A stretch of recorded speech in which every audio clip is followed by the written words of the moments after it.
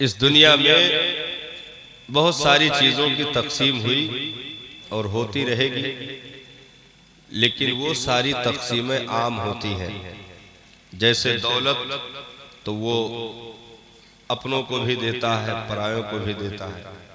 नाक कान आँख हाथ पैर जिस्मो जिस्मानियात ये अपनों को भी देता है, गैरों को भी देता है। सारी चीज़ों की तकसीम आप देखेंगे, हम भी पा रहे हैं, खाना हम भी खा रहे हैं, काफिर भी खा रहा है, कपड़ा हम भी पहन रहे हैं, काफिर भी पहन रहे हैं, जमीन हम भी इस्तेमाल कर रहे हैं, काफिर भी इस्तेमाल कर रहा है। सारी चीज़ों की तकसीम आम होगी, लेकिन रब जब अपना प्यारा पसंदीदा दीन किसी को देता है तो उसे पहले अपना बनाता है, फिर उसे अपना प्यारा मजहब अता फरमाता है। सुभान अल्लाह, सुभान अल्लाह। ये तकसीम आम नहीं है, ये तकसीम खास लोगों में है। दुनियावी एतबार से जितनी चीज़ों की तकसीम होती है उसमें अपने पराये सब एक साथ गिने जाते हैं, बल्कि वो दुनिया तो अपनों को कम देता है, गैरों को और ज्यादा देता है। यहाँ तक कि हदीस मौजूद है, सरकार ने इरशाद फरमाया कि रब का इरशाद है, हदीस कुदसी में ये चीजें आती हैं। रब का इरशाद है कि अगर मोमिनीन के तालीफे कुलूब का मामला ना होता तो मैं दुनिया में काफिरों के जीने सोने में तब्दील कर देता, क्योंकि उनके लिए सब कुछ यही है, इसके बाद सब कुछ एंड है, मतलब वहां से दरवाजे बंद हो जाते हैं। लेकिन मोमिन के लिए यहाँ जर्रा बराबर है, आंख बंद करने के बाद उसकी असल जिंदगी शुरू होती है और नेमतों का सिलसिला शुरू होता है। ये मोमिन के लिए खास है, रब का एहसान है कि उसने हमें अपने महबूब का उम्मती बनाया। देखिए, दुनिया में प्यार करने वालों की बड़ी दास्तानें सुनी गई और आज भी मिसालों में बयान की जाती है, चाहे वो हीर राझा की दास्तान हो, चाहे शेरी फरहाद की दास्तान हो, चाहे लैला मजनू की दास्तान हो। लेकिन हमने मोहब्बत की जितनी दास्तानें पढ़ी, सारी दास्तानें आकर मुस्तफ़ा के चौखट पे दम तोड़ देती है। सुभान अल्लाह। इस दुनिया में उनसे मोहब्बत करने वालों की जो मिसालें हुई, सुबह क़यामत तक कोई माई कलाल किसी दूसरे की मिसाल दे नहीं सकता। मुस्तफ़ा जाने रहमत से वो प्यार किया गया। आप उन दास्तानों में देखेंगे, किसी ने किसी के लिए जान दे दी, किसी ने किसी के लिए अपने जिस्म की बोटियां करवा दी, किसी ने किसी के लिए अपना वतन छोड़ दिया, दिमाग का आपा खो दिया, पागल तक हो गया, मजनू कहा गया। लेकिन आज तक उन मोहब्बत करने वालों की दास्तानों में ये किसी से कहते न सुना होगा कि किसी ने किसी के जिस्म का धोवन पी लिया हो। उन मोहब्बत करने वालों की दास्तानों में आज तक कोई मिसाल ये नहीं दे सकता कि किसी ने अपने महबूब का लुआब पी लिया हो। उन मोहब्बत करने वालों में ये दास्तान कोई नहीं बता सकता कि मुस्तफ़ा करीम ने फसद लगवाया, खून मुबारक बदन से निकाला गया, प्याले में रखा गया, अपने एक चहीते को नबी ने दिया, इरशाद फरमाया ले जाओ इसे ऐसी जगह दफन कर दो जहां किसी की निगाह ना पड़े। वो लेकर गए, कुछ देर के बाद लौट कर आए, प्याला वापस किया, सरकार दफन कराया और ऐसी जगह दफन कर दिया हूं मेरे आका कयामत तक किसी की निगाह नहीं पड़ सकती। इत्तेफाक ऐसा हुआ, एक साहब उस मजलिस में ताखीर से पहुंच रहे थे। उन्होंने आते हुए इनको दीवार के पीछे वो सब कुछ करते देख लिया था। मजलिस में वो भी बैठे हुए थे। अर्द की सरकार, इसने दफन नहीं किया, मैंने तो देखा है इसने पी लिया। वो प्याला जिसमें खून लेकर गया था, मैंने कहा कि ये क्या कर रहा है सरकार, मैंने देखा इसने पी लिया। मेरे आका ने इरशाद फरमाया वाकई तूने पी लिया। उन्होंने हाथ जोड़ करके अर्ज की सरकार, कोई जगह ऐसी मिल नहीं रही थी जहां छुपा दूं किसी की निगाह ना पड़े। मैंने पी करके ऐसी जगह छुपा दिया है कि कयामत तक किसी की निगाह नहीं पड़ सकती। मेरे नबी मुस्कुराए, इरशाद फरमाया, तूने अपने पेट को जहन्नम से आजाद कर लिया है। मोहब्बत करने वालों की दास्तानें आप सुनेंगे साहब, लेकिन ऐसी दास्तान आप नहीं सुन पाएंगे जहां दुनिया मोहब्बतों की फिजाओं में परवाज करके थक कर बैठ जाती है, वहां से मुस्तफा के आशिकों की मोहब्बत नबी के जात के ताल्लुक से शुरू होती है। हम ये दुआ करें कि परवरदिगार आलम अपने महबूब की मोहब्बत कमा हक़्क़हू हमें भी अता फरमा दे। आमीन। उस समंदर के चंद छींटे हमारे भी वजूद में आ जाए, जिससे कि हम भी शुमार हो कि वाकई हम भी मोहब्बत करने वालों में हैं। दावा तो आसान होता है, लेकिन जब महबूब कह दे कि हाँ वाकई ये मेरा आशिक है, उस दिन दावे की मेराज होती है। उस दिन सारे दावे कबूल किए जाते हैं। हम लाख कहते रहे उनके आशिक हैं, उनके चाहने वाले हैं, लेकिन अगर वो खामोश हो गए तो बात कंप्लीट ना होगी। बात तो कंप्लीट जब होगी कि हम खामोश रहे, वो कह दे ये मेरा आशिक है। सुभान अल्लाह, सुभान अल्लाह। इसलिए इस दुनिया में हम और आपको जो नेमतें रब ने अता फरमाई हैं, उनमें सबसे बड़ी नेमत मुस्तफा जाने रहमत की मुकद्दस जात है। सुभान अल्लाह। इसलिए बंदे को ये चाहिए कि दुनिया की तमाम नेमतों को हकीर समझे और एक वो अजीम चीज जो उसे मुकद्दर से नसीब हुई है, उसी पर रश्क करता हुआ दुनिया से चला जाए। क्योंकि हजरत आदम से लेकर के हजरत ईसा तक, और थोड़ी कम करिए एकदम, मतलब थोड़ा जा, बहुत ज्यादा असल में आवाज भी बहुत है, बहुत ज्यादा आवाज। तो आज तक, हाँ मजा, अब बहुत माहिर आदमी है, क्या बताएं, आज तक अच्छा लगा। हम ये 2-4-10 मिनट में इंशाअल्लाह शुरू होंगे। थोड़ा सा ऐसे मतलब देख रहे हैं कहां तक पछियाव चल रही है।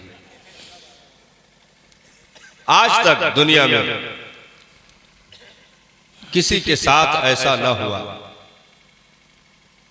कि उसके मोहब्बत को देख करके किसी ने कलमा पढ़ लिया। हाँ, हजरत आदम से लेकर के हजरत ईसा तक जितने भी अंबिया आए, किसी के दौर में ये दास्तान न देखी गई, न सुनी गई। दुनियावी एतबार से भी मोहब्बतों की दास्तानों में ये चीजें देखने को नहीं मिली। लेकिन उरवा इब्ने मसूद के ईमान लाने का सबब ही यही बना कि उन्होंने सहाबा को नबी से मोहब्बत करते हुए देखा था। वाह वाह वाह। सहाबा को नबी से मोहब्बत करते हुए देखा था। मक्का वालों ने रिपोर्टिंग के लिए उन्हें भेजा था कि जाकर के देखो उनके मानने वालों की तादाद कितनी है। ऐन उस वक्त पहुंचे जब मुस्तफा जाने रहमत नमाज के लिए वुजू कर रहे थे। बीच में सरकार तशरीफ फरमा है, चार जानिब से सहाबा वुजू के पानी के लिए ऐसे लपक रहे हैं कि जैसे आपस में झगड़ा हो जाएगा। मेरे आका कुल्ली फरमाते हैं, वो भी सहाबी के हाथ में होता है। बीनी मुबारक को साफ फरमाते हैं, वो भी किसी सहाबी के हाथ में होता है। यहां तक कि लोग ये भी कह रहे थे कि जोहर के वजू का पानी तुमने ले लिया है, असर में हमें लेने दो। वाह वाह वाह, सुभान अल्लाह, सुभान अल्लाह, या रसूल अल्लाह। यहां तक कि उरवा इब्ने मसूद गवाह हैं, वो कह रहे थे, कलेजा तो वहां कांपने लगा, रोंगटे खड़े हो गए कि जिनको बराहे रास्त वजू का पानी नहीं मिल रहा था, वो उन सहाबी के हाथों पर अपने हाथ मस कर रहे थे जिस पर पानी लगा था। वाह वाह। उनके हाथों पर अपने हाथ रगड़ रहे थे और लगा करके अपने चेहरे पर, अपने सीने पर मस करते थे, क्योंकि उस पर मुस्तफा जाने रहमत के वजू का धोवन लगा हुआ था। उरवा इब्ने मसूद पलट करके गए। भेजने वालों ने बहुत तेजी के साथ पूछा था कि बताओ क्या रिपोर्टिंग करके आए हो, तादाद कितनी है? कहा ना के बराबर। तादाद कितनी है? ना के बराबर। ऊंट घोड़ों की तादाद कितनी है? ना के बराबर। असलहे कितने हैं? सब 0 पॉइंट पे। लेकिन मक्का वालों कान खोल करके सुन लो, जंग हार जाओगे, जीत नहीं सकते। ये रिपोर्टिंग है साहब उनकी, ईमान लाने से पहले की रिपोर्टिंग है, इसी के बाद वो ईमान लाए। हार जाओगे, जीत नहीं सकते। अबू जहल ने बढ़ करके पूछा, उरवा कैसी बह की बातें कर रहे हो?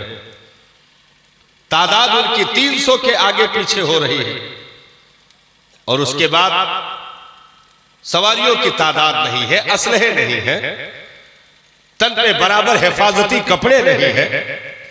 उसके बाद तुम किस यकीन के साथ कह रहे हो कि हम लोग जंग हार जाएंगे, जीत नहीं सकते?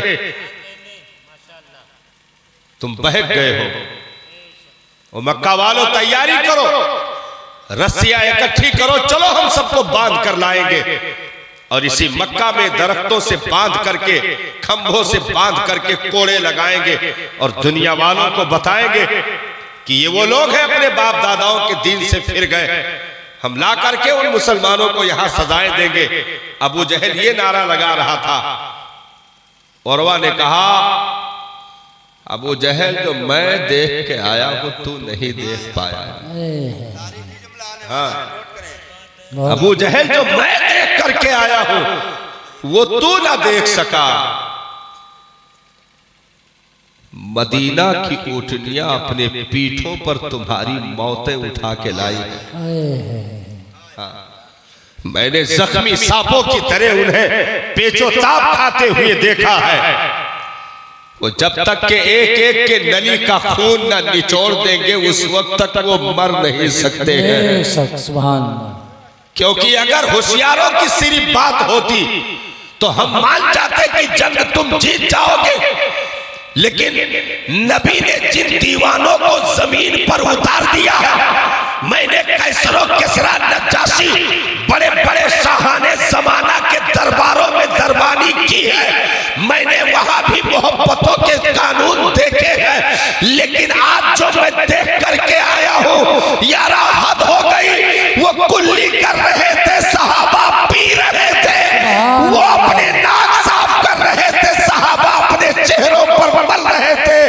जब तक वो मर नहीं जाएंगे वो साथ नहीं छोड़ सकते। और याद रखो मक्का वालों, मेरा मशवरा है रस्सियां इकट्ठी करने से बेहतर है रातों की तारीकियों में अगर भागना चाहते हो तो भाग लो। हाँ, रातों की तारीकियों में अगर भागना चाहते हो तो भाग लो। अल मनाया तहमिलुल बलाया, ये उरवा इब्ने मसूद की रिवायत है कि मदीना की ऊँटनियों की पीठों पर मैंने मौत देखी है, जो सहाबी नहीं मौत बैठी हुई चली आ रही थी। जरा अबू जहल और मक्का वालों ठंडे दिमाग से ये सोचने की कोशिश करो कि जो कौम अपने पैगंबर के वजू के धोवन को जमीन पर गिरने न देना चाहती हो, गिरना न पसंद करती हो, वो उसके रगों में दौड़ने वाले खून के कतरों को बहना कब पसंद करेगी? जो पानी को जमीन पर गिरने नहीं देते वो अपने मसीहा के लहू के कतरों को बहना कैसे पसंद करेंगे? उनमें एक एक कट जाएगा, उसके बाद भी तुम उससे सामने उसकी पेशी नहीं कर सकते, उसका सामना नहीं कर सकते। नहीं माने। उसी के बाद मक्का वाले दौड़े थे, 70 काट दिए गए और 70 बांध कर मदीना लाए गए। सुभान नारे तकबीर, नारे रिसालत, पैगंबरे इस्लाम, मसलके आला हजरत, फैजाने औलियाए किराम, नारे रिसालत। बद्र वालों की रिपोर्टिंग, बद्र से पहले की रिपोर्टिंग है साहब, इस्लाम के पहली जंग से पहले की रिपोर्टिंग है ये। हाँ, बद्र से पहले की ये रिपोर्टिंग है। नहीं माना अबू जहल, कहा तू बहकी बहकी बातें कर रहा, इसकी नहीं सुनी जाएगी, तैयारी करो, हम चल के देखते हैं कौन कितने औकात में है। 70 ज़बा कर दिए गए और उन्हीं ज़बा होने वालों में अबू जहल भी औंधे मुंह बद्र के रेत पर पड़ा हुआ था। नबी ने इरशाद फरमाया, इन मक्का के मकतूलों के पैरों को पकड़कर घसीट कर बद्र के गड्ढे में पाट दो। और जब सबको डाल दिया गया एक दूसरे के ऊपर, नबी ने गड्ढे के किनारे खड़े होकर के इरशाद फरमाया, अबू जहल बचा लिया तेरे लातो उज़्ज़ा ने। 70 मक्का के काफिर कटे हुए बद्र के गड्ढे में पड़े हुए थे और गड्ढे के किनारे खड़े होकर मेरे सरकार पूरे जलाल में इरशाद फरमा रहे थे। अबू जहल नहीं माना, पहुंच गया अपने खुदाओं के पास। ओ अबू जहल बचा लिया तुझे लातो उज़्ज़ा ने। बता अबू जहल, बोल, जवाब क्यों नहीं देता है? हजरत उमर ने आकर बाजू थाम लिए, अर्ज की मेरे आका इन मरे हुओं से क्या खिताब कर रहे हैं? मेरे नबी ने इरशाद फरमाया, उमर ये मरे हुए तुम जिंदों से ज्यादा सुन रहे हैं, ये मरे हुए तुम जिंदों से ज्यादा सुन रहे हैं। मेरी बात अबू जहल सुन रहा है, अबुल बख्तरी सुन रहा है, मक्का के 40 सरदार जो कटे पड़े हैं ये सब मेरी बातों को सुन रहे हैं। इन्होंने ये समझा था ये बहुत आसानी का काम है, चलो चबा करके रख दिया जाएगा। उन्हें ये नहीं मालूम है एक सच्चा नबी का आशिक पूरी दुनिया को औकात याद दिलाने के लिए काफी होता है। सुभान अल्लाह, वाह वाह वाह, सुभान अल्लाह। ये समझ रहे थे बहुत आसानी का काम है ये, क्योंकि मोहब्बत, एक बारीक बात आ गई है, मोहब्बत ये लफ्ज जो है तमाम पैगंबरों के दौर में देखने को मिला। मोहब्बत, मोहब्बत में असर तो है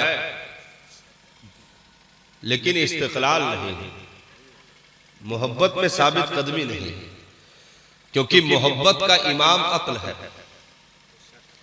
अक्ल जो कहता वो मोहब्बत करती है। जब तक मीठे मीठे रहेंगे मोहब्बत साथ रहेगी, कड़वा शुरू होगा मोहब्बत साथ छोड़ देगी। ये हर पैगंबर के दौर में देखा गया, क्योंकि वहां सिर्फ मोहब्बत का वजूद था। इसीलिए मानने वालों में वो कामयाबी नहीं आई। हजरत मूसा अलैहिस्सलाम ने अपने मानने वालों से कहा कि जाकर दुश्मनों से मुकाबला करो। सिर्फ मोहब्बत थी, गौर कीजिएगा, मोहब्बत थी। मानने वालों ने क्या कहा? कुरान बोलता है, ऐ मूसा तुम और तुम्हारा रब जाओ, दुश्मनों से लड़ो, हम यही बैठे देख रहे हैं। छोड़ दिया। आसमान से पका पकाया खाना आ रहा था, बनी इस्राएली खा रहे थे। 12 कबीले थे। हजरत मूसा के लाठी मारने पर पत्थर से 12 चश्मे जारी हो चुके थे, जिससे ये सैराब हो रहे थे। मन और सलवा ये भुने भुनाए आसमानी खाने आ रहे थे, परिंदों के भुने गोश्त, उससे लुत्फानंदोज होते थे। 12 चश्मों से पानी पीते थे। जो भी मुसीबत होती हजरत मूसा से दुआ करवा लेते थे। लेकिन जब बात इम्तिहान की आई तो चूंकि सिर्फ मोहब्बत थी, मीठा मीठा जब तक मिला साथ रही। जैसे कुछ सख्तियां देखी फौरन पीछा छोड़ दिया। यहां तक कि पैगंबर के कत्ल तक भी पहुंच गए लोग। पैगंबर को कत्ल भी किया गया, मोहब्बत सिर्फ थी, साथ छोड़ दिया। लेकिन जब आमीना के लाल का दौर आया तो रब ने कहा महबूब सिर्फ मोहब्बत से काम ना चलेगी, दुनिया में पहली बार मेरे मौला ने इश्क उतारा। बेशक सुभान अल्लाह, वाह वाह वाह। दुनिया में पहली बार इश्क को उतारा गया। इश्क का मामला यह है कि ये अक्ल की ताबे नहीं है, बल्कि इश्क अक्ल का भी इमाम होता है। इश्क अक्ल का भी इमाम होता है। सारे फैसले एक तरफ, इश्क का अपना फैसला एक तरफ होता है। तो रब ने इश्क को उतार दिया। अगर सिर्फ मोहब्बत होती तो इतनी तेजी के साथ कामयाबी न मिलती। वो इश्क था जिसने समंदरों के कलेजों पर घोड़ा डाल दिया और अक्ल पीछे खड़ी देखती रह गई। अक्ल थी महवे तमाशाए लबे बाम भी, हाँ इश्क ने छलांग लगा दी। हाँ इश्क ने छलांग लगा दी। बद्र से पहले मेरे सरकार ने सहाबा को इकट्ठा करके पूछा था, मेरे प्यारे सहाबा, मदीना में रहकर मुदाफियत की जाए या बद्र के मैदान में चलकर जंग लड़ी जाए? सहाबा बैठे रहे खामोश। मेरे आका ने फिर इरशाद फरमाया, सहाबा मशवरा दो। जब 3 मरतबा नबी ने इरशाद फरमाया, घुटने के बल सहाबा खड़े हो गए, रोते हुए हाथ जोड़ करके अर्ज की, मेरे मसीहा हम जैसों से मशवरा कैसा। हाँ मेरे आका, मेरे मसीहा, मेरे रहबर, हम जैसों से मशवरा कैसा। आप हुक्म करें सरकार। हम कौमे मूसा नहीं है कि कह देंगे आप और आपका रब जाएंगे। वो तारीख दोहराई साहबा, हम कौमे मूसा के लोग नहीं हैं ये कहते कि आप और आपका रब जाइए, हम यही बैठे हैं। नहीं नहीं मेरे आका, ये तो बद्र बहुत करीब है। बद्र तो बहुत करीब है। इस वक्त अगर कैसरो किसरा से भी जंग की इजाजत दे दे तो हम पीछे तादाद नहीं देखेंगे। आपके हुक्म पर हम कैसरो किसरा से भी जंग छेड़ देंगे। आपके हुक्म पर हम समंदरों के कलेजों पर भी घोड़े डाल देंगे, क्योंकि हम ये नहीं देखेंगे कहां जा रहे हैं, बल्कि ये देखेंगे किसके कहने पर जा रहे हैं। हम ये नहीं देखेंगे कहां जा रहे हैं, बल्कि ये देखेंगे किसके कहने पर जा रहे हैं। तो वो तारीख वफा की गई। इस दुनिया में इश्क की वो दास्तान रही जिससे हर महाज पर साहबा ने मुकम्मल कामयाबी हासिल की। अगर खालिद इब्नुल वलीद को दुनिया का सबसे बड़ा सिपहसालार माना जाता है तो वहीं पर इश्क का वो मतवाला अपनी टोपी में अपने सरकार के मुए मुबारक को सिले हुए रक्स कर रहा है। वाह वाह सुभान अल्लाह। टोपी में मुए मुबारक को सिले हुए रक्स कर रहा है। जंग के दौरान टोपी गुम गई, लड़ना भिड़ना मौकूफ कर दिया, तलवारें चल रही, गर्दनें कट रही, बाजू कलम हो रहे।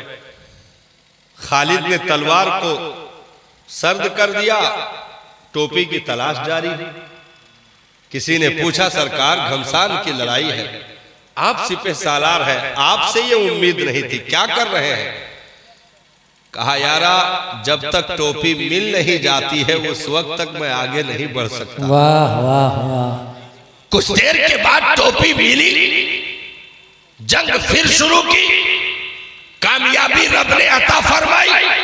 साथियों ने इकट्ठा होकर के पूछा कि खालिद टोपियां और मिल जाती, आखिर इतने घमसान की लड़ाई में तुमने सिर्फ टोपी तलाश करना शुरू किया, तलवार को मौकूफ कर दिया।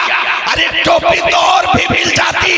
कहा, यारा बात टोपी की नहीं थी, जिनके इश्क की बदौलत खालिद को कामयाबी मिलती है उनके मुए मुबारक टोपी में सिले हुए थे, उसी से तो कामयाबी मिलती है। अगर टोपी ना रही तो खालिद जंग करके क्या करेगा? टोपी मिल गई, यही कामयाबी की जमानत है। नारे तकबीर, नारे रिसालत मोहब्बत रसूल। सुभान अल्लाह वाह वाह। बहुत तेजी के साथ इस उसूल पर दुनिया की नजर लगी। हाँ, बहुत तेजी के साथ। मैं बात खत्म करने लगा हूं, बहुत ज्यादा देर आपको। बहुत तेजी के साथ दुनिया की नजर इस पर लगी, क्योंकि हमने हर मैदान को सर किया अपने नबी के प्यार की बदौलत, नबी से इश्क की बदौलत। उम्मत मुस्लिमा की अगर दुनिया में पहचान हुई तो इश्क मुस्तफवी की बदौलत। पूरी मक्का की स्कीमें धरी रह गई इश्क सहाबा के सामने। हाँ, पूरे मक्का की स्कीमें धरी रह गई।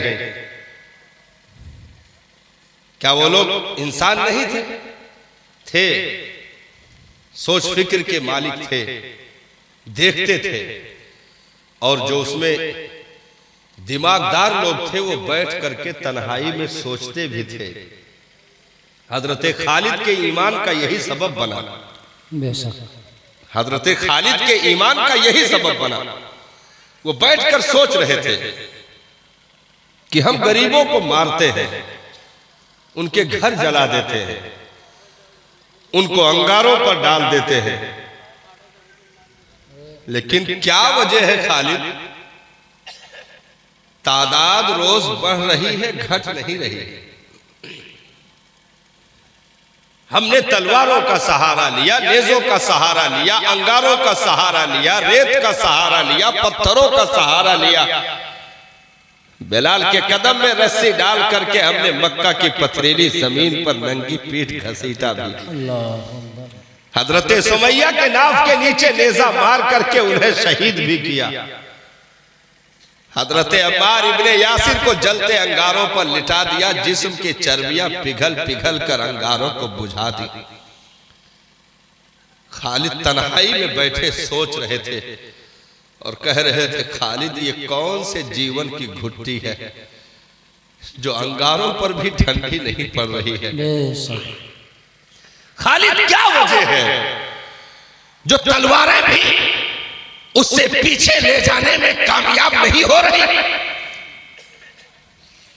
मौत जैसी चीज कि दुनिया में आदमी जीने की ही फिक्र करता है, चाहे जितनी मुसीबत उठानी पड़े, जिंदगी बचे। लेकिन इन्होंने तो उसी को दांव पे लगा दिया। खालिद ये कौन सी मकनातीसियत है? खालिद तन्हाइयों में सोचते सोचते सफर करते मदीना पहुंच गए और जाकर मुस्तफा के कदमों में लुढ़क गए। अर्ज की, मेरे आका कलमा पढ़ाकर इस्लाम में दाखिल कर लीजिए। आप ही सच्चे हैं, आप ही के साथ सच्चाई है, सदाकत आपके साथ है। क्योंकि अगर जरा भी इसमें मिलावट होती तो कब के लोग बिखर चुके होते। लेकिन औरतों में हजरत सैयदा खदीजा ने कलमा पढ़ा, बच्चों में हजरत मौला अली ने कलमा पढ़ा, नौजवानों में हजरत सिद्दीक़ अकबर ने कलमा पढ़ा, गुलामों में हजरत ज़ैद इब्ने हारिसा ने कलमा पढ़ा। चारों को रोकने की कोशिश की गई, लेकिन अभी हफ्ता भी नहीं गुजरा था कि वो चार जो है 10 में तब्दील हो चुके थे। और ज्यादा रोकने में स्पीड दिखाई गई, तेजी के साथ लोग काम करने लगे, लेकिन वो 10 जाकर 39 में तब्दील हो गए। फिर दारुल नदवा में मीटिंग हुई, कहा गया बानिए इस्लाम का खात्मा कर दो। जिनको तलवार लेकर के भेजा वही 40वें मुसलमान बन गए। हजरत उमर जो 40वें नंबर पर ईमान लाते हैं, तलवार लेकर के नबी की गर्दन काटने के लिए माज़अल्लाह निकले थे, लेकिन लौट करके आए, अबू जहल की कुंडी खटखटाई। अबू जहल ने अंदर से कहा, कौन?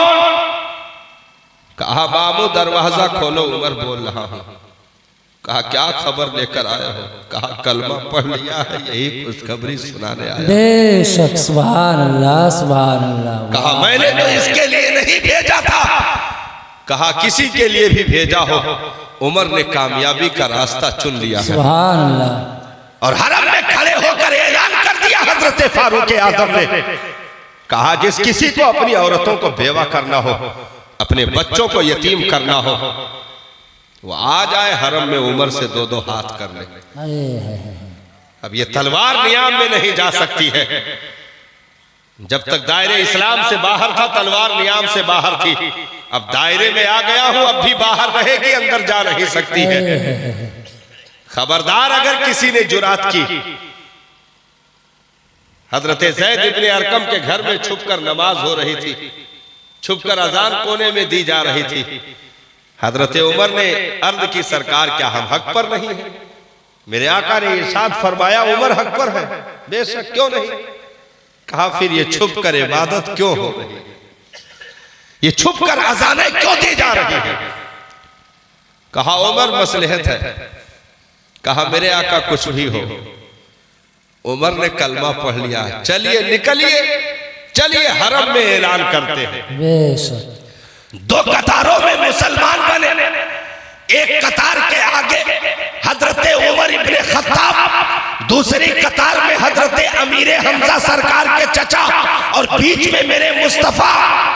जब ये 40 मुसलमानों का काफिला हरम में पहुंचा है, उसी दिन से ईमान और कुफ्र में मुकम्मल दीवार खिंच गई और फारूक आजम का खिताब हजरत उमर को उसी दिन अता किया गया। बेशक, सुभान अल्लाह, उसी दिन अता किया गया। फारूक आजम का खिताब उसी दिन हजरत उमर रजी अल्लाह ताला अन्हु को अता किया गया और ऐलान कर दिया, ओ मक्का वालों सुनो, मैं मुस्तफा के जामे मोहब्बत का मस्त हूँ। ये वो नशा नहीं जिसे तुर्शी उतार दे। सुभान अल्लाह। जान दे सकता हूँ, मुस्तफा का दिया हुआ ईमान नहीं दे सकता। तो जिस इश्क के माजूले मुरक्कब को लेकर के उम्मत आगे बढ़ी थी, वो हर मैदान उसी इश्क के दौलत की बदौलत सर करती जा रही थी। और हमारी पिछली जितनी भी दास्तानें आप देखेंगे, 200 साल को छोड़ दीजिए, सिर्फ 200 साल को छोड़ दीजिए, जो इधर 200 साल आए हैं, 1.5-200 साल हुआ, 200 कह लीजिए, ये इतना छोड़ दीजिए, पीछे जाइए। सारी दास्तानें आपको इश्क पर ही, सारी दास्तानें इश्क उसमें नुमाया तौर पर आपको नजर आएगा। और उसी इश्क की बदौलत हर महाज पर अहले ईमान ने कामयाबी हासिल की। हर महाज पर अहले ईमान ने कामयाबी हासिल की। वहां से लेकर के करबो बला के रेगजार तक, और वहां से लेकर के हजरत उमर बिन अब्दुल अजीज के दौरे खिलाफत तक, हर महाज पर इश्क मुस्तफा नंबर 1 पर था। और जितनी भी तारीख है आप देखेंगे, सुल्तान सलाहुद्दीन अय्यूबी का दौर हो, हजरत सुल्तान नूरुद्दीन जंगी अलैहिर्रहमा का दौर हो, हजरत तारिक इब्ने ज़ियाद का दौर हो, ये सब इश्क के मतवालों की दास्तानें हैं। हाजियों के काफिले को बांध करके रूमियों ने कहा था, रूमियों के सरदार ने कहा था हाजियों से, बुला अपने नबी को मदद के लिए, कहाँ है तेरा नबी? ये खबर शुदा सुल्तान सलाहुद्दीन अय्यूबी के कानों तक पहुंच गई। सुल्तान ने कसम खा लिया और कहा कि उस वक्त तक मैं बिस्तर पे नहीं जा सकता जब तक नबी के दुश्मन को कैफरे किरदार तक न पहुंचा दूं। और कसम खाई, रब के हुजूर अर्जी लगाई, मेरे मालिक मेरी जिंदगी के लम्हे और तवील कर दे ताकि मैं तेरे नबी के दुश्मन तक पहुंच सकूं। 3 साल से जायद का अरसा लग गया ताकत जुटाने में, और उसके बाद रूमियों पर सुल्तान सलाहुद्दीन अय्यूबी को फतेह मिली। जब उनके जर्नैल कर्नैल को गिरफ्तार करके लाया गया 10 की तादाद में, सुल्तान सबका चेहरा पहचान रहे थे।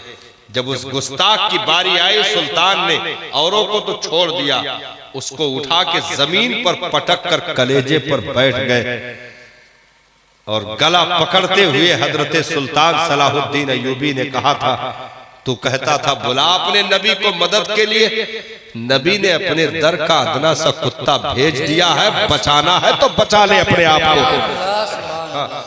बचा सकता है तो बचा ले अपने आप को।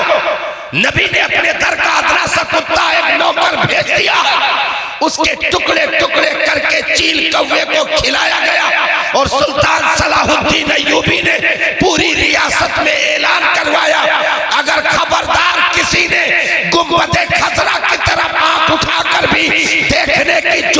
की तो राख लगाकर गुद्दी से जबानें खींच दी जाएगी, क्योंकि हमारा जीना मरना सब कुछ उन्हीं के लिए है। हम हैं तो उनके वजूद की बरकतों से हमारा वजूद है, हमारी शनाख्त है, हमारी पहचान है। आज चलते चलते वो दौर गुजरता रहा, मुकद्दस हस्तियां वो चाहे सुफा के चबूतरे का फैजान लेकर उतरी हो, उन बुजुर्गाने दीन की जितनी भी हिस्ट्री आप उठाकर देखेंगे सब इश्क के मतवाले नजर आएंगे। हजरत इमाम मालिक ने 40 साल तक नबी के रोजे के बगल में बैठ करके हदीस का दर्स दिया, हदीस पढ़ाया, लेकिन 40 साल में किताब के खुलने और बंद होने की आवाज भी पैदा ना होने दी। हाँ, 40 साल में मेरे आका आराम फरमा है, यहाँ ला तरफो अस्वातकुम का पहरा लगा हुआ है, खबरदार आवाज ना बुलंद होने पाए। वही इमाम मालिक मदीना की गलियों में नंगे पैर पूरी जिंदगी चलते रहे। किसी ने कहा जूते चप्पल क्यों नहीं पहनते? कहा ये शहर मेरे आका का है, सुभान अल्लाह। कहां कहां मेरे आका के कदम पड़े हो, मैं जूते चप्पल डालकर चलूं, हो सकता है उस जगह मेरा कदम पड़ जाए जहां मेरे आका का कदम पड़ा हो। ये इश्क की दुनिया का सबसे बड़ा जुर्म होगा। चलते हुए एक टूटी दीवार को इमाम मालिक ने चूम लिया। किसी ने कहा ये क्या कर रहे हो? कहा ये पुरानी दीवारें पता दे रही है, जमाना देखा है मेरे मुस्तफा करीम। सुभान अल्लाह, सुभान अल्लाह। हो सकता है मेरे आका इधर से गुजरे हो, निगाहे करम इन दीवारों पर पड़ गई हो, या दामन की हवाएं इन ईंटों को लग गई हो। मैं पुरानी दीवारें नहीं, निस्बते सरकार को बोसा दे रहा हूँ, मेरे आका की निस्बत को मैं चूम रहा हूँ। वो इश्क की खेतियां पक रही थी और उम्मत जिसके छाव में कर्रो फख्र के साथ चल रही थी, वो चादरें हमारे सरों से खींची गई साहब।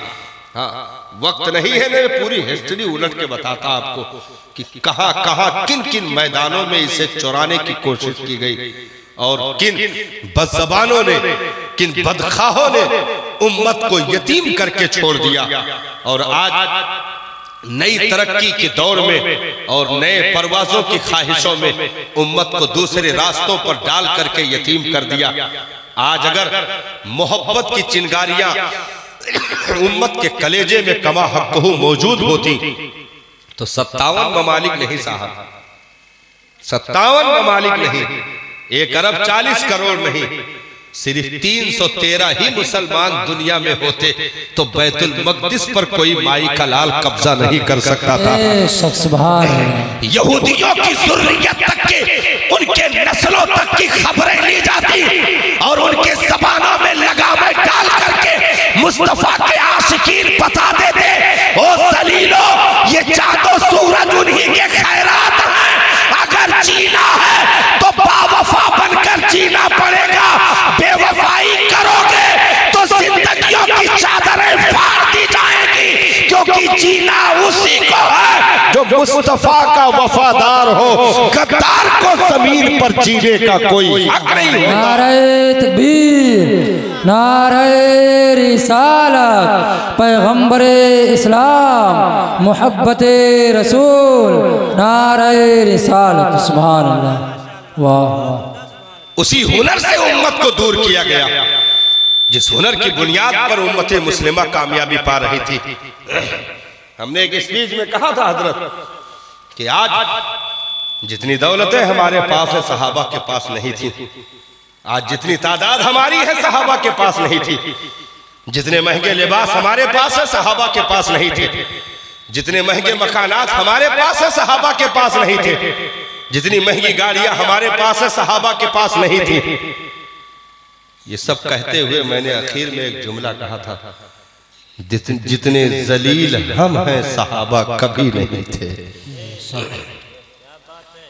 आज जितने रुसवाइयों का सामना हम कर रहे हैं सहाबा के दौर में कभी ना हो सका। कौन है माई का लाल जो अल्लाह अकबर की लफ्जों पर पाबंदी लगाए? कौन है जो हमारी पेशानियों को सजदा रेज होने से रोक सके? ये सहाबा के दौर में कभी ना हो सका साहब। उन्होंने तो मदाइन में जहां 6,000 कालीन बिछी हुई थी, हाँ मदाइन को फतेह किया और फतेह करने के बाद जुमा का दिन था। उन्हीं कैसरो किसरा के दरबार जो मदाइन में लगाए जाते थे, उसी में ईंटों का मिंबर बनाकर जुमा के दिन उनके दरबारों में सहाबा ने खुतबा पढ़ दिया। सुभान अल्लाह, सुभान अल्लाह, वाह वाह। दौर हजरत फारूक आजम का चल रहा था, ठंड हवा आ रही। दौर हजरत फारूक आजम की खिलाफत का चल रहा था। रिवायत करने वालों ने बयान किया, सरकार, क्योंकि मदाइन उस दौर का सबसे कीमती इलाका था, कहते हैं कि सरकार हजरत फारूक आजम के दरबार में वो बयान कर रहे थे जो मौके पर थे। कहा, सरकार, मदाइन में हम जब फतेह किए मदाइन को, गालिब आए, माले गनीमत इकट्ठा किया जाने लगा, हमारे ठोकरों में हीरे जवाहरात पड़े हुए थे सर। इतने हीरे जवाहरात, सोने चांदी मदाइन से आए थे कि मदीना में ऊंटों के चरने की जमीन कम पड़ गई थी। ये तारीख है। हाँ, ऊंटों के चरने की जमीन कम पड़ गई थी, ढेर लगे हुए थे दूर तक। और 60,000 कालीन, जिसका एक बालिश्त मुरब्बा हजरत मौला अली के दौरे खिलाफत में बेचा गया था, 20,000 दिरहम में बिका था। इतनी बड़ी कालीन जो पूरे दरबार में बिछाई जाती थी, उस पर ये लोग कैसरो किसरा चला करते थे फख्र के साथ। तो हजरत फारूक आजम के दरबार में उन्होंने बयान किया, सरकार, ठोकरों में हीरे जवाहरात पड़े हुए थे, लेकिन सरकार, हम में किसी ने एक सुई की भी बददयानती नहीं की। भाई, लोग चाहते तो जो हिस्सा मिलेगा बाद में मिलेगा, सब भरे पड़े हैं, कौन देख रहा है, जेब में भरो हीरे जवाहरात, नीचे लुंगी के छुपाओ हीरे जवाहरात, जैसे तैसे आदमी कहीं ना कहीं इधर उधर बददयानती कर लेता। लेकिन उन्होंने कहा, कसम खा के सरकार, हम कह रहे हैं कि किसी ने एक सुई की भी बददयानती नहीं की। वाह वाह वाह। दौलत ठोकरों में पड़े हुए थे। हजरत फारूक आजम रो पड़े और कहा, वाह मेरे मालिक, लोग कितने दयानतदार निकले कि जर्रा बराबर भी वहां पर अपने ईमान पर जर्ब नहीं आने दिया, एक सुई की भी बददयानती नहीं की। हजरत मौला अली पीछे खड़े थे, उन्होंने पीठ पे हाथ रखा, कहा, उमर, जब तू बददयानत नहीं है तो तेरी रियाया बददयानत कैसे हो सकती है? बेशक, सुभान अल्लाह, सुभान अल्लाह, वाह। उमर, जब तू बददयानत नहीं है, तेरी रियाया बददयानत कैसे हो सकती है? बददयानती तो कुर्सियों से रिलीज होती है, पहले कुर्सियों पर बददयानत आते हैं, फिर रियाया में भी वो चीजें फैलती है। कभी कुर्सी पर बैठने वाले ने इसी हिंदुस्तान की तारीख में किसानों के गन्नों पर लगान लगाने की कोशिश की थी। कोशिश की क्या, सोचा था सिर्फ दिल में, दूसरा गन्ना उठाया तो उसका रस गायब हो चुका था। सिर्फ ये सोचा था कि ये नई आमदनी हो जाएगी हुकूमत के खजाने में, इस पर भी लगान मुतय्यन कर दिया जाए, क्योंकि गन्ने की खेती शहंशाह ने पहली बार देखी थी। देहात घूमने गए थे, चूसा, रस मिला, मीठा, बड़ा मजा आया, तो फिर मन में सोच लिया कि इस पर भी लगान मुतय्यन हो, वसूली की जाए, ताकि खजाने को एक नई आमदनी मिल जाए। अब जो दूसरा गन्ना चूसा तो उसका रस गायब हो चुका था। पूछा था, इसी हिंदुस्तान की तारीख में साहब मौजूद है, पूछा था बादशाह ने एक बूढ़े किसान से, ये अचानक रस कहां चले गए? तो वो किसान तो पहचानता नहीं था कि ये कौन है, मैं किससे बात कर रहा हूं। कहा कि सरकार, रस चले गए हैं, लगता है इस मुल्क के बादशाह की नीयत बिगड़ गई। वाह वाह वाह। लगता है इस मुल्क के बादशाह की नीयत बिगड़ गई। तो बादशाह तो आप ही थे। सुल्तान महमूद गजनवी ने दिल ही दिल में तौबा किया, दिल ही दिल में तौबा किया। अब जो गन्ना चूसते थे तो रसों से भरा हुआ। सुभान अल्लाह, सुभान अल्लाह। वाह, बददयानती पर अमल तो दूर की बात है, सिर्फ दिल में सोचा तो रस खत्म हो गए। आज अगर बदअमनी कहीं पर दिखाई पड़ती है, एक एक बच्चा अगर मुल्क में परेशान होता है तो साहब ये रिलीज कहीं और से होते हैं। मुसलमानों ने यही तो इनकलाब बपा किया था, जहां पर परचम लहरा देते थे लोग। कैसर और किसरा की हुकूमत में वो सुकून ना पाए जो मुसलमानों की हुकूमत में चंद दिनों में सुकून मिल रहा था। सुभान अल्लाह।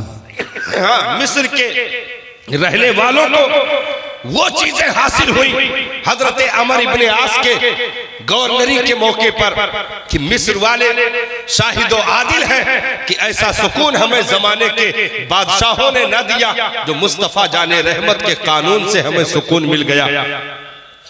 तो ये सारी चीजें नबी के इश्क की बदौलत, मोहब्बत मुस्तफा की बदौलत सहाबा ने वो कुर्बानियां पेश की और दुनिया को बता दिया।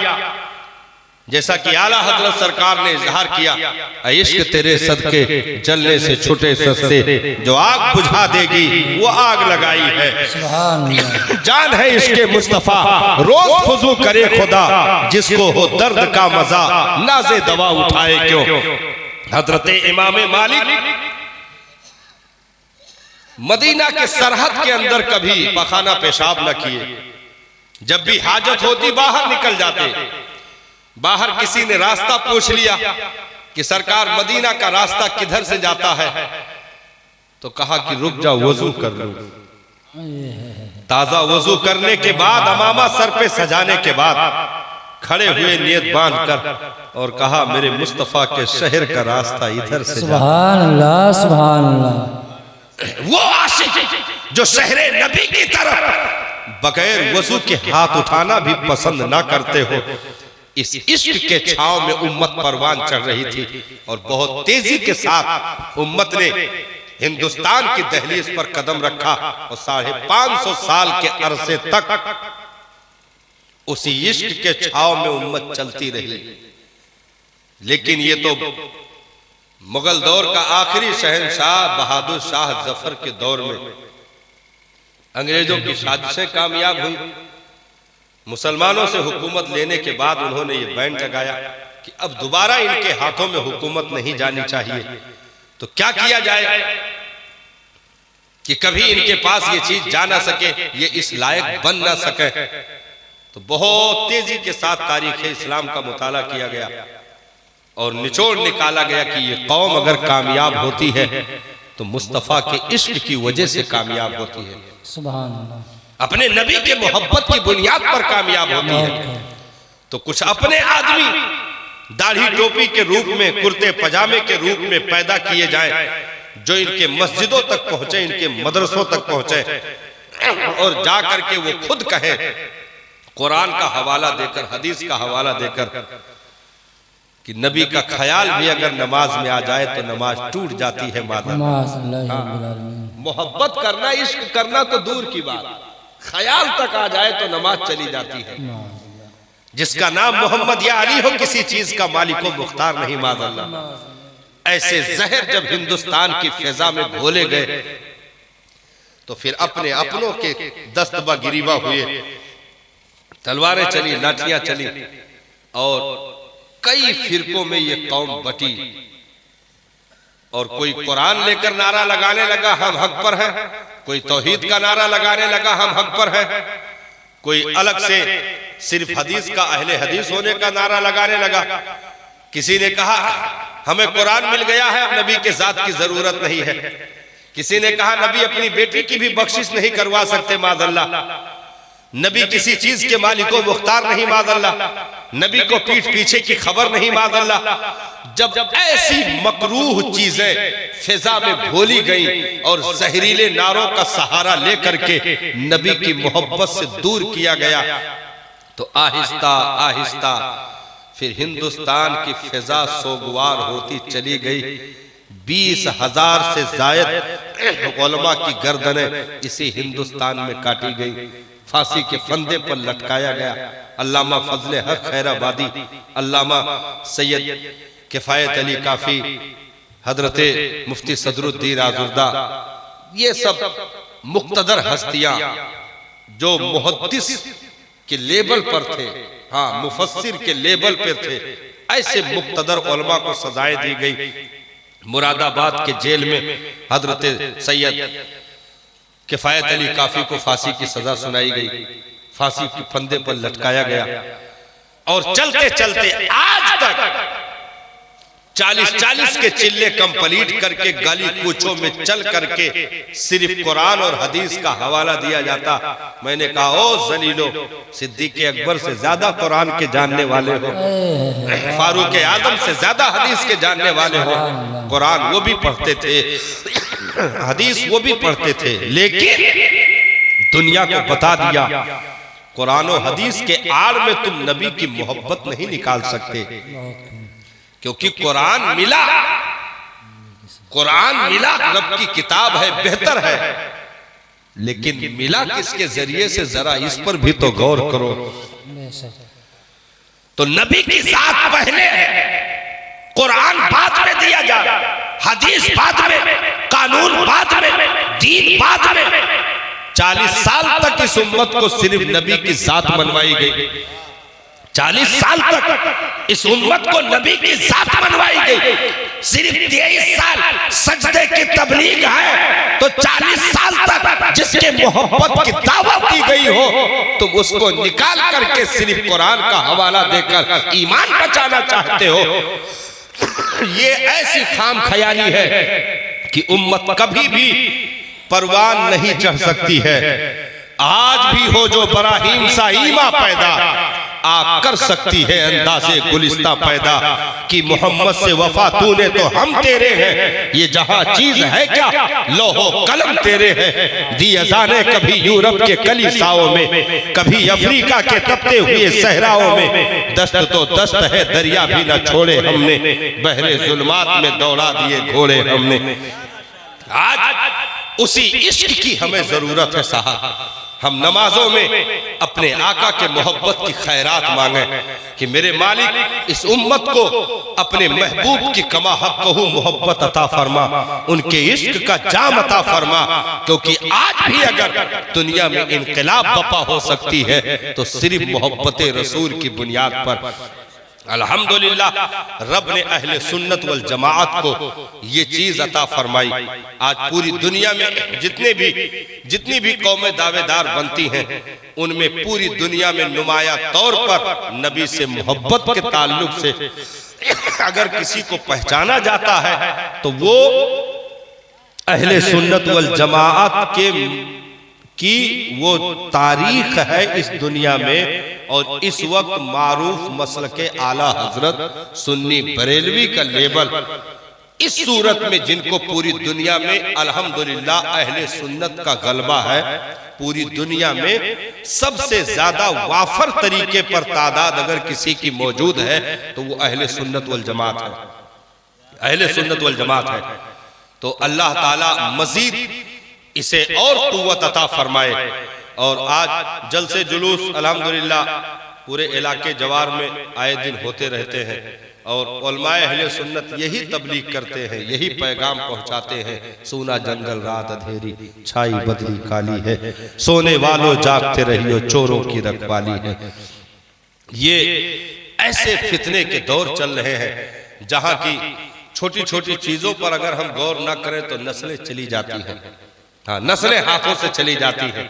मोबाइल के इस फितने के दौर में हमने बच्चों को टाइम पास के लिए सिर्फ गेम का आदी बनाया। वो आहिस्ता आहिस्ता पूरे मोबाइल के मिस्त्री बन गए। हाँ, बाप से ज्यादा बेटा मोबाइल के फंक्शन में जाने का हुनर रखता है। महंगे मोबाइल बेटे के हाथ में, बेटी के हाथ में, वो अपने कमरे में, वो अपने कमरे में। अब क्या देखा जा रहा है, क्या पढ़ा जा रहा है, किससे बातें हो रही हैं, क्या सुना जा रहा है, ये माँ बाप को खबर नहीं। हम सुकून में हैं कि हमने अपने बच्चों के लिए अच्छा इंतजाम कर दिया। मेरा बेटा भी क्या कहेगा, क्या बाप मिला है जिसने बहुत आसानी के साथ जहन्नम का रास्ता बता दिया। हाँ, तो हम इसी फख्र में रह गए, एप्पल का सेट, फलां का सेट, महंगे महंगे मोबाइल है। हमने उसका रिजल्ट देखा, बड़ी तेजी के साथ 40% बच्चों के आंखों की रोशनी चली गई, पुतलियां खराब हो गई, दिमागी संतुलन खो बैठे, आज पागल हो गए, बच्चे पागल हो रहे हैं। लेकिन उसके बाद भी हमने होश नहीं संभाला। तो ये जो फितने का दौर चल रहा है, इससे हमें अपनी नस्लों को बचाने की जरूरत है। अगर 4 बच्चों में हम 60-70 साल की उम्र गुजार के मर गए और उन्हें सगे बाप के जनाजे पर दुआ पढ़ने का हुनर भी नहीं दिया, तो लानत है बाप बनने पर। 4-5 बच्चों में अगर हम 60-70 साल की जिंदगी गुजार कर चले गए, उन्हें इतना यतीम कर दिया कि वो निकाह के फार्म पर अंगूठा लगा रहे थे, तो फिर लानत है साहब ऐसी परवरिश पर। इसलिए इन जलसों से ये पैगाम लेकर जाए कि अपने घरों में कम से कम, देखिए हर आदमी मुबल्लिग है दीन का, हर आदमी दीन का मुबल्लिग है। चलो आप गांव के सतह पर मुबल्लिग नहीं बन सकते, तबलीग नहीं कर पाते, तो कम से कम अपने अपने घर की जिम्मेदारी तो संभालें। अल्लाह ताला हमें तौफीक अता फरमाए। फिर कभी जिंदगी रही इंशाअल्लाह तो तकरीर फिर तबीयत से होगी इंशाअल्लाह, क्योंकि पब्लिक के पास आए दिन जलसे हैं, आए दिन स्टेज लग रहा, आए दिन उलमा बयान कर रहे हैं, कहीं असद इकबाल आ रहे हैं, कहीं फला आ रहे हैं, कहीं, तो पब्लिक भाई दुकान की जिम्मेदारी, कारोबार की जिम्मेदारी है, घर बार की जिम्मेदारी है, तो रोज आना जलसे हो रहे हैं, बैठ बैठ करके हम 2-2 बजे तक अगर जलसा सुनेंगे तो चलो हम लोगों का तो मसला है, आदत बनी हुई है, चल जाता है। लेकिन आम आदमी एक दिन अगर जागेगा तो उसका खुमार कम से कम 3-4 दिन रहेगा। हाँ, 3-4 दिन वो मुतासिर रहेगा, और 3-4 जलसे सुन लिए तो ओके, तो तबीयत बिगड़ जाएगी, क्योंकि बेतरतीब। इसीलिए हमारे जलसों की तादाद आहिस्ता आहिस्ता, लोगों के आने की तादाद कम होती जा रही है। वजह यही है कि हम बिरादराने इस्लाम कह के बुला लेते हैं, लेकिन उनकी हम सही मानों में इस्तेमाल उनका हम नहीं कर पाते। हाँ, यहाँ के लिए हम नहीं बोल रहे हैं, ना कमेटी के लिए हम बोल रहे हैं, ना उलमा के लिए बोल रहे हैं, दूसरे जलसे के लिए हम बता रहे हैं कि मतलब दूसरा जलसा जब करें तो टाइम का ख्याल रखें। यहाँ तो ख्याल रखा गया, नहीं यहाँ तो ख्याल रखा गया। दूसरे जलसे के लिए हम बता रहे हैं कि भाई बिहार बंगाल में फजर तक जलसा करवाओ थे। अब इधर के यूपी के मुकर्रिरों ने तो तारीख देना बंद कर दिया। हाँ, जलसे की जांच करते हैं कि कितना, अरे चल रहा है तो चल रहा है, फजर तक जलसा। क्या मकसद निकलेगा? हमें मैसेज देना है, सिर्फ हंगामा तो करना नहीं है। तो यह है कि लिमिट में लिस्ट रहे, और लिमिट में लिस्ट के अंदर लोग जो रहे, लिमिट में पढ़ाया जाए। और तकरीर वगैरह जैसे ज्यादा अगर शायरी है तो तकरीर फर्स्ट कर दीजिए। हाँ, सबसे बेहतर तरीका यही है, तकरीर फर्स्ट कर दीजिए। 1-2 नात के बाद तकरीर अपना घंटा 1.25 घंटा जम करके सुन लीजिए। फिर जो भी 2-4-10 शोरा है सब मिलकर जम करके पढ़ दे 2-2 कलाम। टाइम से सलाम भी हो जाएगा, तकरीर भी कामयाब, मुशायरा भी कामयाब। पूरी शायरी सुना करके आदमी का मिजाज थक जाता है। अब उसके बाद वो मुकर्रिर तो एक बोझ, वैसे तकरीर को एक बोझ समझते हैं भाई, शायरी सुन करके नौजवान भाग जाता है। और उसके बाद फिर तकरीर की बारी आती है तो कहता है कि अब चलो मौलाना, अब 1 घंटा न थकी है, निकल चलो। तो भाई बोझ ना बने। तो ऐसा मतलब चमत्कार हो जाए। जैसे कुछ जगहों पर हुआ कि लोग खाना खा के भाग जाते थे, महफिल में नहीं रहते थे, तो वहां ऐलान कर दिया कि महफिल मगरिब बाद शुरू होगी, खाना 10 बजे के बाद शुरू होगा। अब फंस गए। हाँ, फंस गए। इतनी पब्लिक में हम बोल के आए ना, हम कह रहे ना पब्लिक तो ये कब्बो नहीं आवत रहे, ये सब कहाँ बाजा है, कहीं ना भाई खाना नहीं खाएंगे। हाँ, तो ऐसे कुछ मतलब हिसाब से बहरहाल। लेकिन जलसा आपका अल्हम्दुलिल्लाह जितना भी चला कामयाब रहा। नौजवानों की मेहनतें रंग लाई और इंशाअल्लाह आइंदा से इसका ख्याल रखा जाएगा कि अवाम जो हमारे साथ कलाम अच्छा, असल में ठंड हवा बराबर मिलने की वजह से बलगम निकलने लगा तो दिक्कत हो रही है।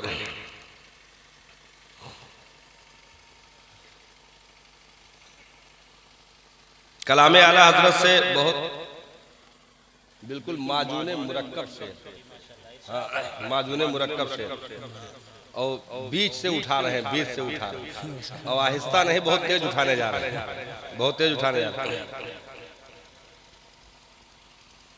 नकीरैन करते हैं ताज़ीम मेरी, वाह वाह वाह वाह, बीच से उठाए, बीच से उठाए, थोड़ी खांसी आ रही है। नकीरैन करते हैं ताज़ीम मेरी, फिदा हो के तुझे पे ये इज्जत मिली है, वाह वाह वाह, फिदा हो के तुझे पे ये इज्जत मिली है। वाह वाह, न क्यों कर कहूँ या हबीबी अगसीनी, इसी नाम से है मुसीबत टली है, इसी नाम से है मुसीबत टली है।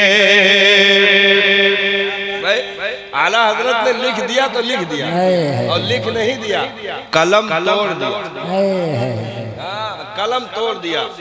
कयामत तक मैं कह रहा हूँ आला हजरत कोई नहीं बन सकता। सच है, बेशक। तेरे दर का दरबार है जिब्रील आज़म, या रसूल अल्लाह, तेरे दर का दरबार है जिब्रील आज़म, तेरा मदह खा है नबियों वली है। सुभान अल्लाह, सुभान अल्लाह, नारे तकबीर, नारे रिसालत, कलामे आला हजरत। अंग्रेजों के ताबूत में आला हजरत ही ने तो आखिरी कील ठोक दी। वाह वाह, जितनी स्कीमें तैयार की गई थी अंग्रेजों के दौर में, बरेली में एक इमाम अहमद रजा खान मुहद्दिसे बरेलवी की जात ने उठ करके सब पर पानी फेर दिया बेशक, बहुत खूब, माशाअल्लाह। और तन्हा एक खानकाह में बैठ करके पूरी दुनिया के जितने भी गुस्ताखान थे सबको चैलेंज कर दिया। बहुत खूब, माशाअल्लाह। हाँ, और वो दौर मीर गालिब का चल रहा था, जिनकी शायरी दरबारों में, बादशाहों के दरबारों में सुनाई जा रही थी। ऐसे गजलिया दौर में, जबकि गजल के दरिया बह रहे थे हिंदुस्तान में, ऐसे में गजल से भी बेहतर जमीन पर नाते नबी किसी ने कहा उस समाज में तो पहली जात आला हजरत की। सुभान अल्लाह, सुभान अल्लाह, वाह वाह वाह। लोग महबूब की तारीफ कर करके के उल्टी सीधी हरकत करके इनाम पाते थे, और उसी होल में आला हजरत से भी कहा गया। नानपारा के वो नवाब ने, नानपारा के नवाब ने कहा कि भाई इतना हमारे कुल हजारों शोरा है हिंदुस्तान में, सभी हमार तारीफ करत है, आपके बहुत नाम सुनन है, तो तू एक दो शेर कह दियो। तो फिर दीवाने ने मचल वाह करूं मदह अगले दो अली रज़ा, पड़े इस बला में मेरी बला, अरे मैं गदा हूँ अपने करीम का, मेरा दीन पार ना लगे। सुभान अल्लाह, सुभान अल्लाह, वाह वाह वाह। आला हजरत की शायरी है मेरे वाह। दीन पारे नाम, सुभान अल्लाह। तो तेरे चार हम दम गए, एक जान की दिल समेटा है भाई, वाह। तेरे चार हम दम गए, एक जान एक दिल, अबू बकर फारूक उस्मान अली गए, अबू बकर फारूक उस्मान अली गए। सुभान अल्लाह। मक्ता जाने कलाम बन जाए, ये किसी शायर में आज तक हुआ नहीं, हमने तो नहीं देखा। हाँ, मक्ता जाने कलाम बन जाए, हाँ, मक्ता जाने कलाम, जवाब नहीं, मक्ता जाने कलाम बन जाए, ये आला हजरत के शायरी में दिख रहा है। शफाअत करे हश्री में जो रज़ा की, या रसूल अल्लाह सिवा तेरे किसी को ये कुदरत मिली है।